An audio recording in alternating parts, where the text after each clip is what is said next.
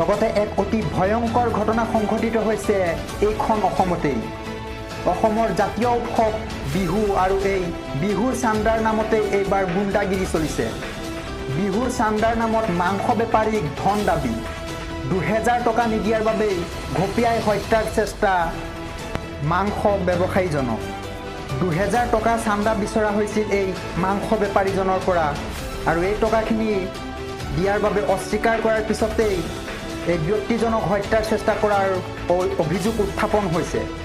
লগতে সহকাৰী আয়ুক্তকো প্ৰহাৰ কৰাৰ অভিযোগ উত্থাপন কৰা হৈছে উদণ্ড যুৱকৰ বিৰুদ্ধে।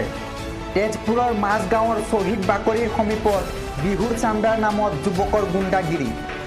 মাজগাঁৱৰ এক বিহু অনুষ্ঠানৰ নামত এজন মাংস বেপাৰীক দাবী কৰিছিল 2000 টকা, আৰু মাংস বেপাৰীজনে এই 2000 টকা দিবলৈ অমান্তি হৈছিল।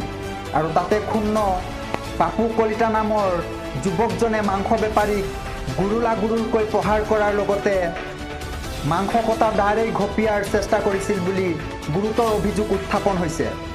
আনহাতে এই ঘটনাটো সংঘটিত হোৱাৰ স্থানতে উপস্থিত আছিল শোণিতপুৰৰ সহকাৰী আয়ুক্ত ৰথীশ বৰা। পাপু কলিতাক আক্ৰমণত বাধা প্ৰদান কৰাৰ বাবেই সহকাৰী আয়ুক্তকো প্ৰহাৰ কৰে বুলি জানিব পৰা গৈছে। আৰু এই ঘটনাৰ পাছতেই কছাৰীগাঁও আৰক্ষী চকীত অভিযুক্ত পাপু কলিতাৰ বিৰুদ্ধে মাংস বিক্ৰেতাজনে লগতে সহকাৰী আয়ুক্ত ৰথীশ বৰাই পৃথকে দুখনকৈ এজাহাৰ দাখিল কৰিছে। লগতে পূৰ্বে এই পাপু কলিতা নামৰ ব্যক্তিজনৰ বিৰুদ্ধে আছে গুণ্ডাগিৰিৰ বহুতো অভিযোগ, আৰু ঘটনাৰ পাছৰে পৰা পলাতক অৱস্থাত আছে এই আক্ৰমণকাৰী পাপু কলিতা। আৰু বিহুৰ সাংস্কৃতিক অনুষ্ঠান পতাৰ নামত চান্দা বিচাৰি এছামৰ উদ্ভণ্ডালীয়ে এতিয়া সীমা অতিক্ৰম কৰাৰ লগতে লাজত পেলাইছে অসমীয়াৰ বাপুতি সাহোন বিহুটিক।